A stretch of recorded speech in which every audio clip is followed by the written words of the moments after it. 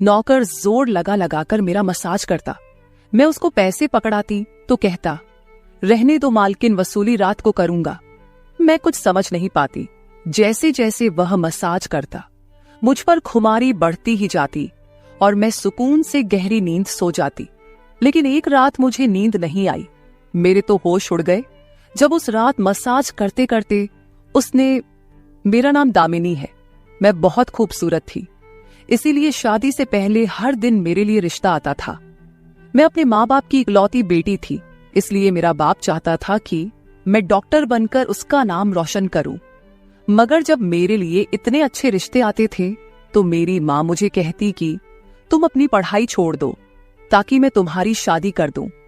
मगर मैं अपनी माँ से कहती थी कि मुझे तो डॉक्टर बनना है। मगर यह सुनकर मेरी माँ को गुस्सा आ जाता था और वह कहती थी कि तुम अभी शादी कर लो, ये डॉक्टर की पढ़ाई बाद में कर लेना। मगर मेरा बाप नहीं मानता था, इसलिए मेरी माँ एक बुजुर्ग बाबा के पास गई और उनसे कहा कि मैं अपनी बेटी की शादी करना चाहती हूँ। मगर उसका बाप नहीं मान रहा। कोई ऐसा ताबीज दो कि उसका बाप शादी के लिए फौरन मान जाए। उस बुजुर्ग ने मेरी माँ से 2000 रुपए लिए और ऐसा ताबीज दिया कि मेरा बाप मेरी शादी के लिए फौरन मान गया। ये रिश्ता दरअसल मेरे बाप के दोस्त ने अपने बेटे के लिए मांगा था और कहा कि आपकी बेटी शादी के बाद भी डॉक्टर बन सकती है। ये सुनकर मेरे बाप ने उससे शादी के लिए फौरन हाँ कह दिया और मैं विदा होकर अपने ससुराल आ गई। मेरे ससुराल वाले बहुत अमीर थे, इसलिए मैं और मेरे पति अलग घर में रहते थे। मेरा पति अपने बाप का बिजनेस संभालता था, इसलिए वह सुबह से शाम तक बिजी रहता था। मैं उसके घर गई तो वहां का ऐशो आराम देखकर मैं चौंक गई। मेरे पति ने मेरी सेवा के लिए कई नौकरानियां रखी हुई थी, मगर उसका एक नौकर धीरे धीरे मेरे करीब आने लगा। उस नौकर ने मुझसे कहा कि मैं यहाँ काफी सालों से काम कर रहा हूँ और आपके ससुराल वाले मुझे बिल्कुल घर के मेंबर की तरह ही समझते हैं। ये सुनकर मैंने भी उसे खास अहमियत देना शुरू कर दी। वह एक दिन मेरे कमरे में आ गया। मैं अभी तक बिस्तर में लेटी हुई थी। उसने मुझे थका थका देखा तो कहने लगा कि आप लेटे रहो, थक गई होगी। अगर आपको ऐतराज ना हो तो मैं आपके पैर दबा दूं। यह सुनकर मैं चौंक गई। मैं खूबसूरत थी, जवान थी, लेकिन मुझे मेरे पति के अलावा किसी मर्द ने नहीं छुआ था और ना ही मैंने किसी नौकर से कभी अपने पैर दबवाए थे। इसलिए मैंने फौरन मना कर दिया, क्योंकि मुझे अच्छा नहीं लगता कि कोई पराया मुझे छुए। यह सुनकर वह चुप हो गया और मेरे कमरे से चला गया। तभी मुझे एहसास हुआ कि मैंने उसकी बात का जवाब बहुत सख्ती से दिया था। शायद वह पहले भी मेरे ससुराल में ऐसे काम करता होगा, मगर मैंने साफ इनकार करके उसका दिल तोड़ दिया था। दरअसल मैं बहुत नरम दिल थी, इसलिए मुझे बाद में अफसोस होने लगा। मैं उसके बारे में सोचने लगी कि यह नौकर तो काफी जवान और खूबसूरत है, मुझे इससे पैर नहीं दबवाना चाहिए था। शायद मेरे पति को यह बात अच्छी ना लगे। अगले दिन भी ऐसा हुआ। नौकर ने यही बात मुझे दोबारा कहा। मैं उस दिन बहुत थकी हुई थी, इसलिए मैंने अपने पैर बिस्तर से नीचे कर लिए और उससे कहा कि तुम मेरे पैर दबा दो। यह सुनकर वह खुश हो गया और उसने मेरे पैर दबाने शुरू कर दिए। वह इतने धीरे धीरे पैर दबा रहा था कि मुझे फिर से नींद आने लगी। ये देखकर वह नौकर कहने लगा, मालकिन, आपको नींद आ रही है, आप बिस्तर पर लेट जाओ, मैं आपके पैर दबाता रहूंगा। मैं जैसे मदहोशी में थी, इसलिए फौरन बिस्तर पर लेट गई। वह नौकर बिस्तर पर आ गया और मेरे पैर दबाने लगा। उसके बाद मुझे होश नहीं रहा और मैं सो गई। मुझे नहीं पता था कि मैं कितने घंटे सोती रही। मेरी आंख खुली तो मैंने देखा कि वह नौकर अभी तक मेरे पैर दबा रहा था। ये देखकर मुझे उस पर तरस आ गया और मैंने हाथ बढ़ाकर अपना पर्स खोली और कुछ नोट निकाले और उस नौकर के हाथ में रख दिए। ये देखकर वह शर्माने लगा। मालकिन, आप मुझे पैसे देकर शर्मिंदा कर रही है। मेरी सैलरी अच्छी है, मुझे इन पैसों की जरूरत नहीं है। ये सुनकर मैंने उससे कहा कि यह पैसे तुम्हारी मेहनत के हैं। ये सुनकर उस नौकर ने मुझसे वह पैसे लिए और मेरे कमरे से निकल गया।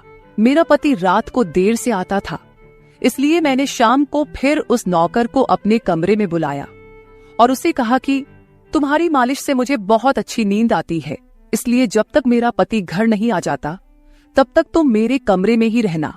शायद नौकर को पैसे का लालच आ गया था, इसलिए वह मेरी बात सुनकर खुश हो गया और कहने लगा, मैं तो आपका मामूली सा नौकर हूं, जैसा आप कहोगे मैं वैसा ही करूंगा।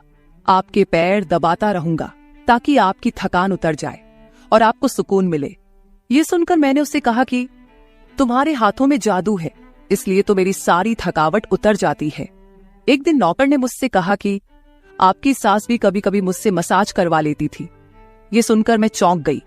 मुझे मेरी सास ऐसी नहीं लगती थी, मगर वह नौकर झूठ बोलने वाला नहीं लगता था। मुझे ससुराल आए 1 महीना होने वाला था, इसलिए मैंने नौकरों को परख लिया था। वह मुझे हर बात सच ही कहता था। मेरे घर में नौकरानियां भी काम करती थी, मगर वह झूठी और बेईमान थी। वह मुझसे जो बात सुन लेती थी उसे पूरे मोहल्ले में मशहूर कर देती थी, इसलिए मैं उन्हें अपने कमरे में नहीं आने देती। ये नौकर इस घर का पुराना नौकर था, इसलिए मैं उस पर भरोसा करती थी। नौकर भी मेरे कमरे में आता था, मगर अपनी नजरें झुकाकर रखता था। वह मेरे जिस्म को हाथ लगाता, मगर उसकी नीयत खराब न थी। ऐसा हर रात होता था। एक दिन मैंने अपने पति से कहा कि जब से हमारी शादी हुई है हम कहीं घूमने फिरने नहीं गए। ये सुनकर मेरे पति ने कहा कि जब से हमारी शादी हुई है तुम भी तो हर वक्त नींद में रहती हो। मैं रात को घर आता हूं तो तुम गहरी नींद में होती हो। दिन को मेरे पास वक्त नहीं होता और रात को मेरे घर आने से पहले तुम सो जाती हो। ये सुनकर मैं अपने दिल में सोचने लगी कि यह सब नौकर की मालिश की वजह से हो रहा था। मेरे पति की शिकायत सही थी। मुझे रोज रात को अपने पति के लिए जागना चाहिए था।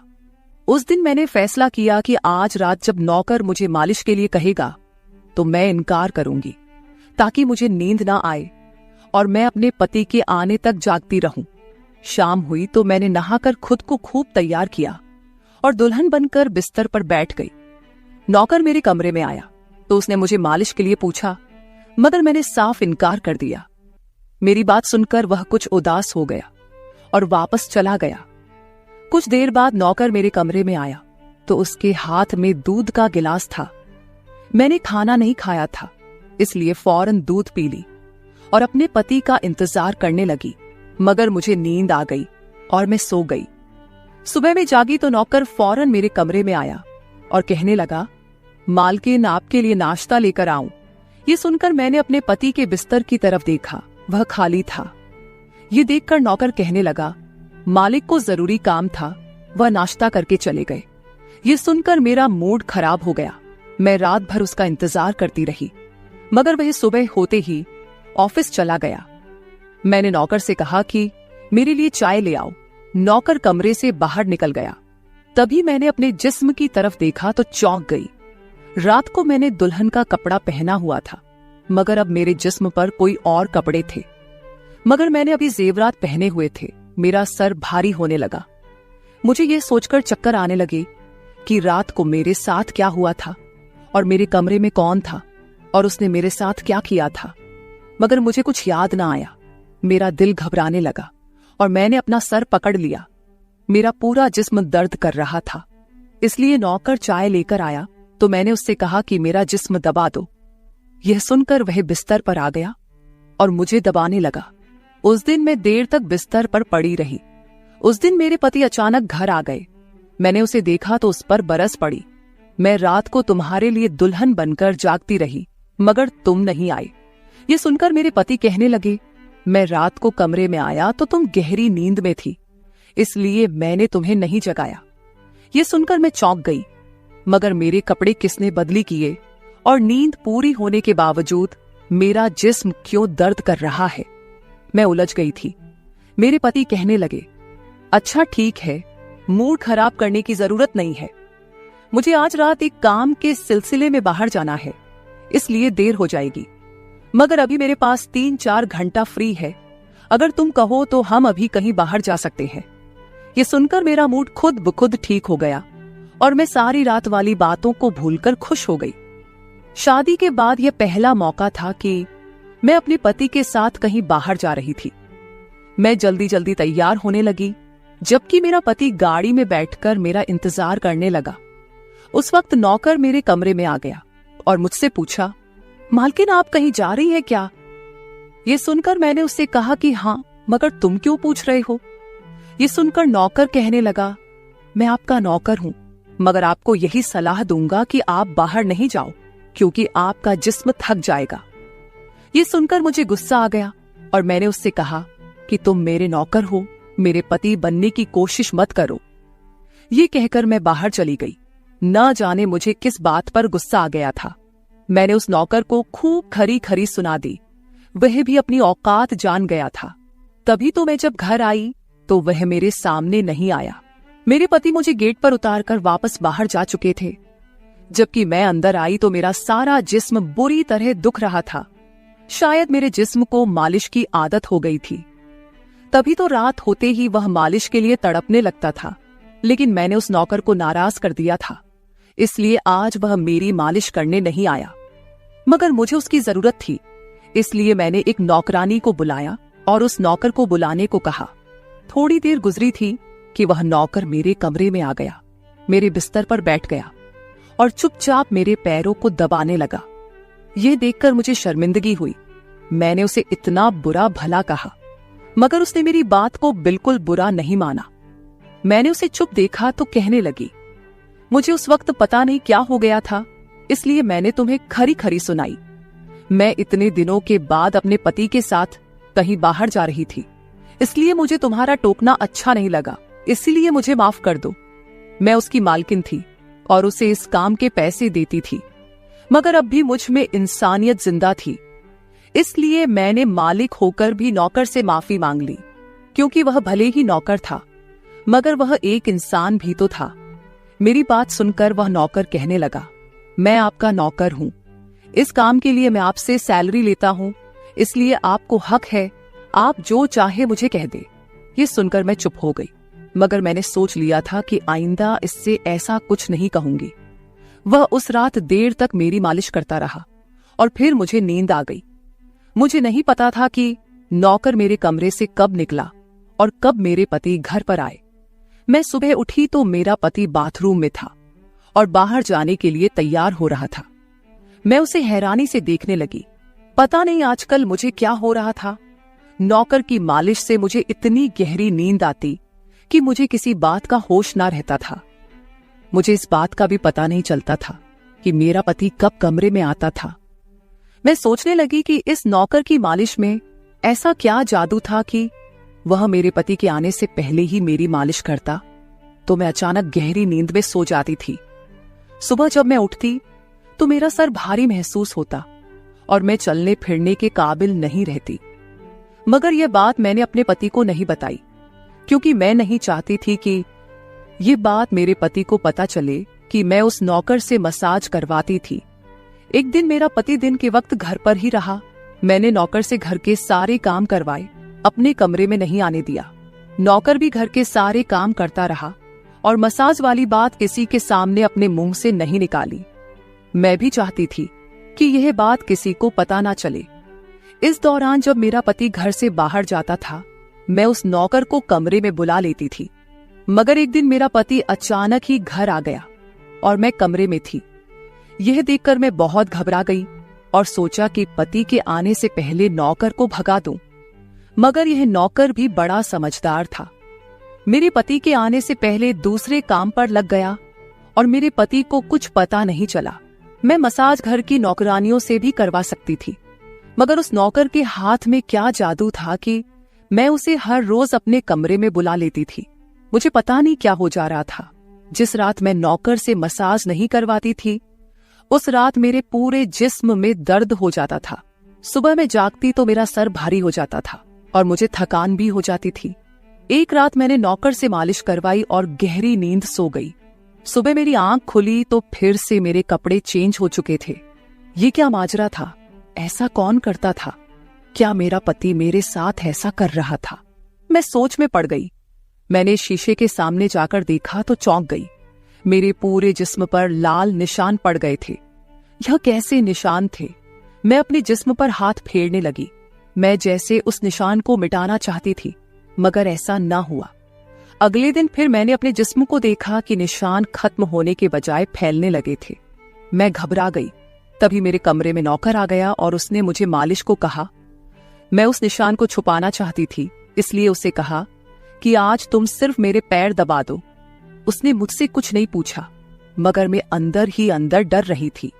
किसी दिन मेरे पति ने यह निशान देख लिए तो मैं उसे क्या जवाब दूंगी। मैं ये सोच सोचकर थक चुकी थी, इसलिए मैंने तकिए पर पैर रख दिए। नौकर मेरा मसाज करने लगा। मेरी आंखें नींद से बंद होने लगी थी। तभी मुझे नौकर ने ऐसी बात कह दी जिसे सुनकर मेरे होश उड़ गए। उसने मुझसे कहा, मालकिन आप मुझे बहुत अच्छी लगती हो।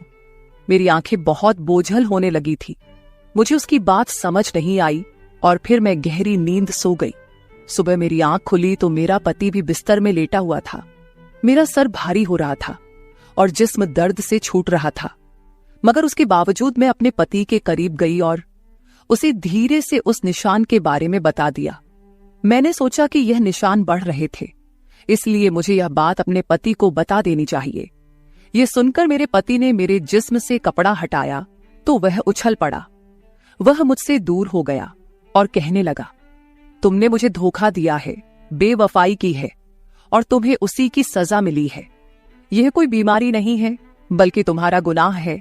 मुझ में क्या कमी थी जो तुमने दूसरा मर्द तलाश कर लिया। मैं काम में बिजी था, मर तो नहीं गया था कि तुमने एक और चक्कर चला लिया। यह सुनकर मैं हक्का बक्का रह गई। मैंने उससे कहा कि यह आप कैसी बातें कर रहे हैं, मैं बेकसूर हूं।